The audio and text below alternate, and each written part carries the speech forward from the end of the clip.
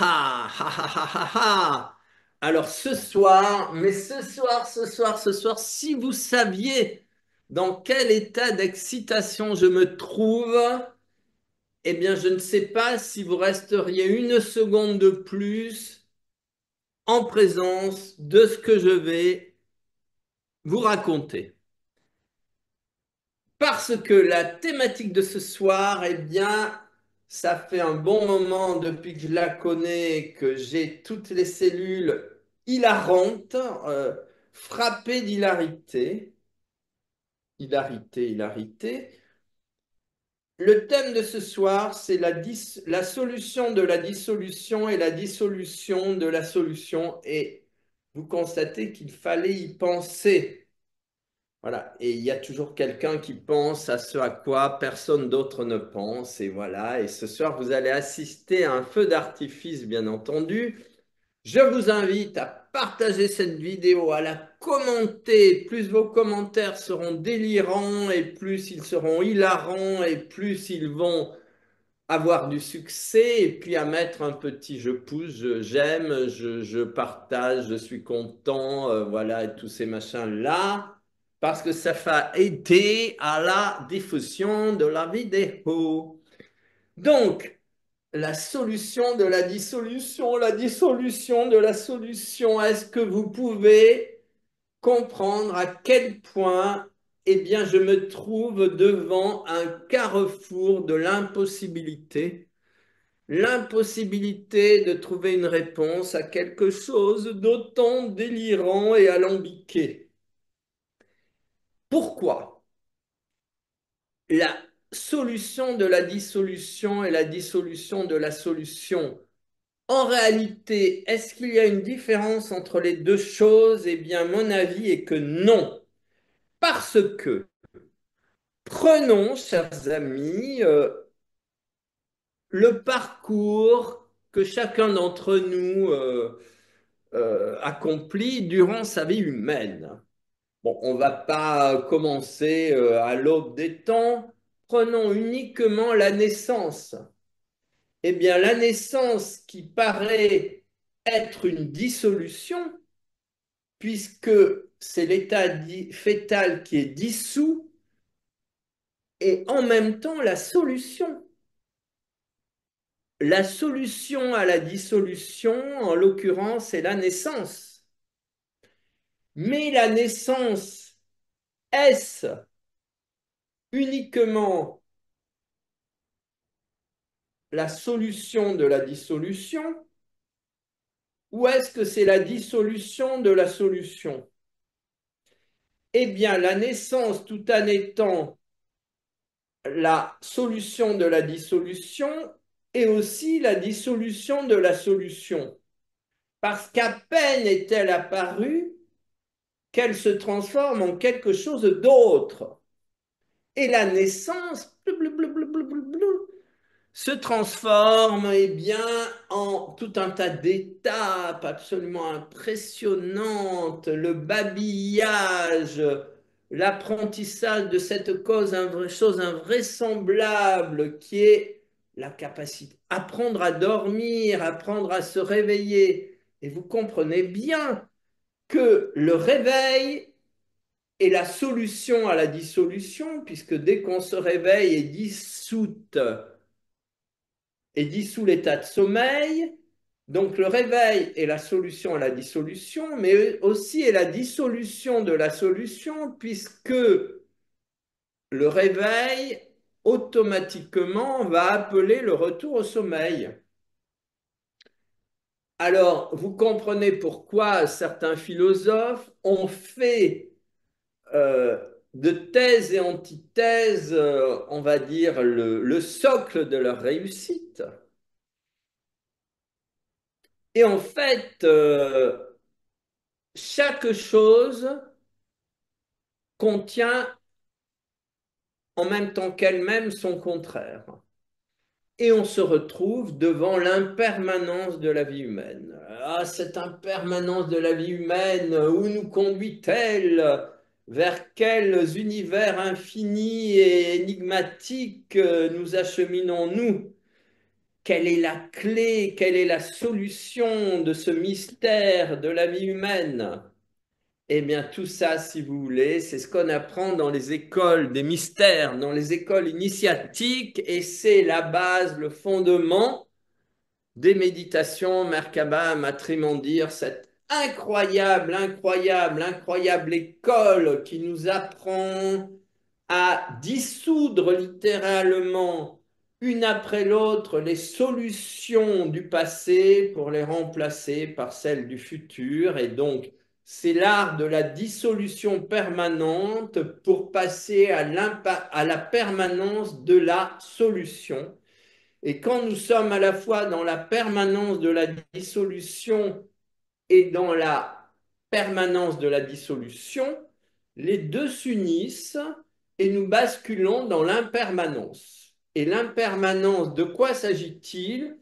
Eh bien, l'impermanence, c'est que à la fois tout disparaît, tout se transforme, tout se modifie en permanence, et pourtant il y a un fil conducteur, une essence qui se cache derrière cette permanence de la transformation, et ce fil conducteur, ce lien subtil, invisible, qui pourtant est à l'origine et commande et dépasse eh bien, le mystère de l'opposition des contraires, eh bien, c'est la force de vie.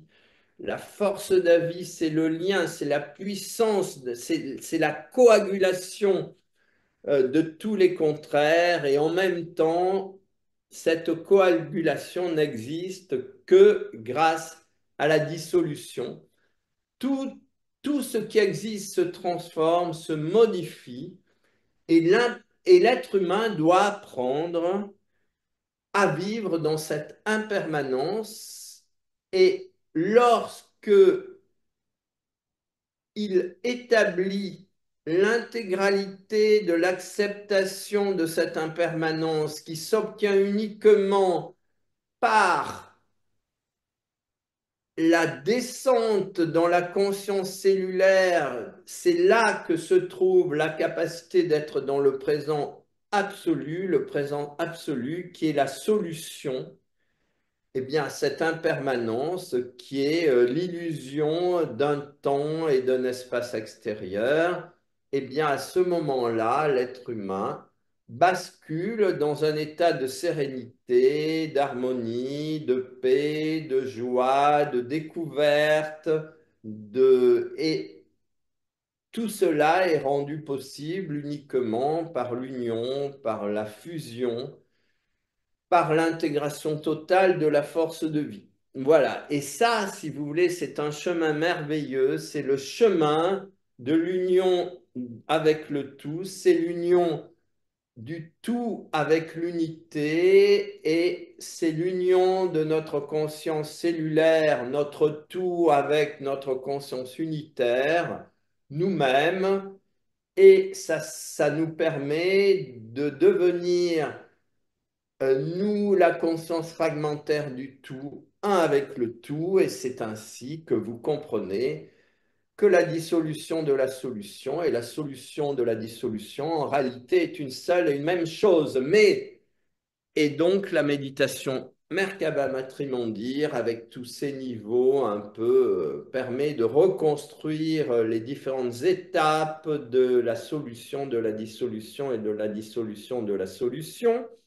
Donc, si cela vous appelle, eh bien, vous êtes les bienvenus à nous rejoindre, contacter les différentes adresses et puis nous vous donnerons quelques dates où il sera possible que vous commenciez à incorporer ce travail.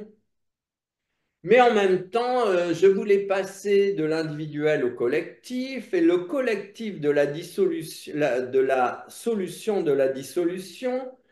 Imaginons que au niveau constitutionnel, au niveau institutionnel, par exemple, eh bien, euh, quand un gouvernement perd la majorité, il y a dissolution, et la solution à la dissolution, c'est la constitution d'un nouvel gouvernement.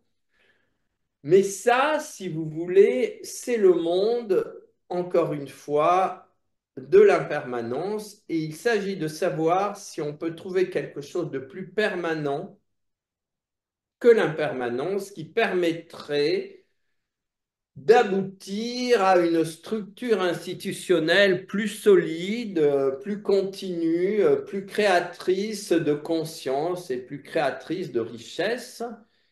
Eh bien, oui, oui, oui, oui, oui, cela est possible. Voilà, l'extraordinaire mission de la France, ce livre magnifique qui donne énormément de solutions au niveau des institutions à mettre en place pour changer, on va dire, la caricature de gouvernement qui constitue la majorité des gouvernements occidentaux. Alors, ce livre insiste beaucoup sur le rétablissement des États généraux qui ont donné à la France, entre 1302 et 1589, les solutions à toutes les, on va dire, à tous les moments de danger extrême et donc de dissolution du pays lui-même. Et donc, les États généraux ont été la solution à la dissolution du pays. Ne trouvez-vous pas cela extraordinaire?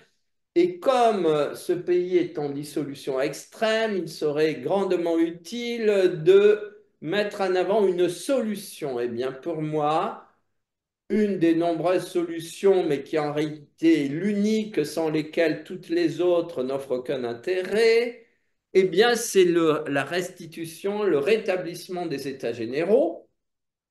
De quelle façon, de quelle façon, de quelle façon? Eh bien, déjà, cahier des doléances au niveau communal. Donc, chaque citoyen, et c'est facile avec les moyens actuels, chaque citoyen est invité à est invité à indiquer les besoins concrets, à la fois professionnels, à la fois matériels, et les idées qu'il a d'améliorer la société. À partir de là, au niveau communal, sont élus des représentants départementaux, et ces départementaux épluchent les cahiers de doléances communaux et en tire une synthèse. La synthèse, à partir de là, est la solution à la dissolution du pays. J'espère que vous me suivez. Et donc, à partir de là, euh, des élus au niveau départemental, des élus nationaux sont choisis, mais avec mandat impératif. Et les électeurs départementaux des élus nationaux ont le pouvoir de les destituer de leur mandat dans le cas où ils ne respectent pas leur mandat impératif. Et à ce moment-là, eh bien, le pouvoir exécutif, et ça doit être inscrit dans la Constitution, a pour objectif uniquement d'exécuter les demandes procédant de la synthèse des cahiers de doléances présentés par les élus nationaux devant la nation. Et à partir de là, le pouvoir exécutif est d'une part, et puis bon, il y a trois pouvoirs qu'il faut instituer, et tout cela est dans le livre, donc il y a trois pouvoirs parallèles, l'enseignement, la justice et on va dire l'économie.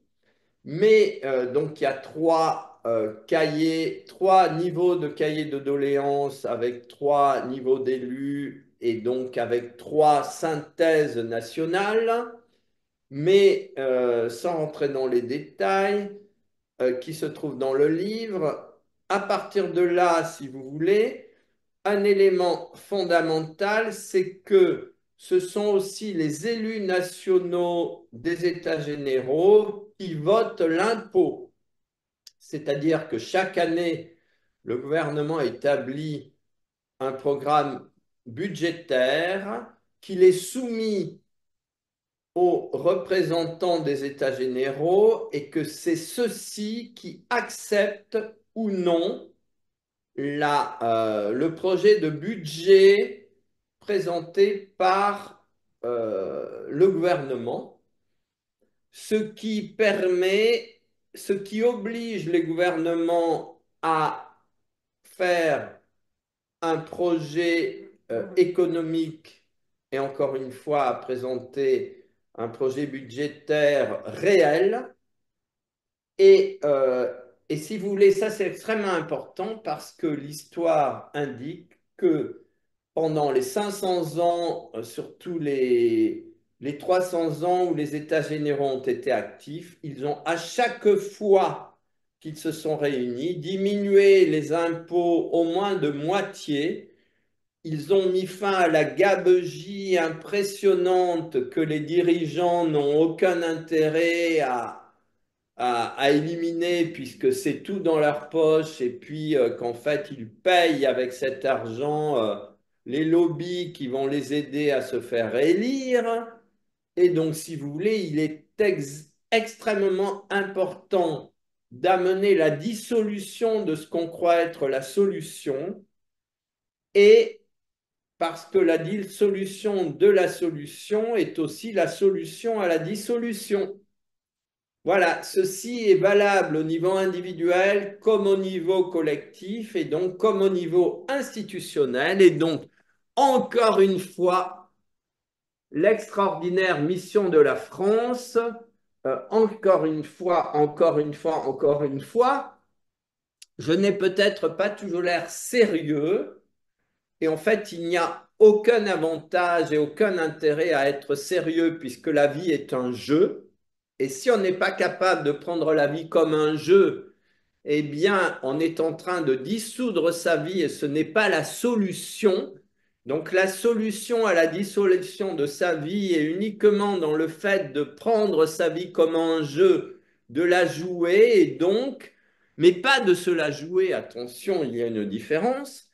Mais encore une fois, la solution, une des solutions à la dissolution, c'est vraiment dans ce livre qu'elle se trouve. Il est chez Amazon, donc vous allez avoir tous les liens pour acheter le livre et s'il vous plaît, partagez cette vidéo et diffusez cette information parce qu'elle est très importante. Il est très important qu'une solution à la dissolution se diffuse partout dans ce pays. Merci infiniment.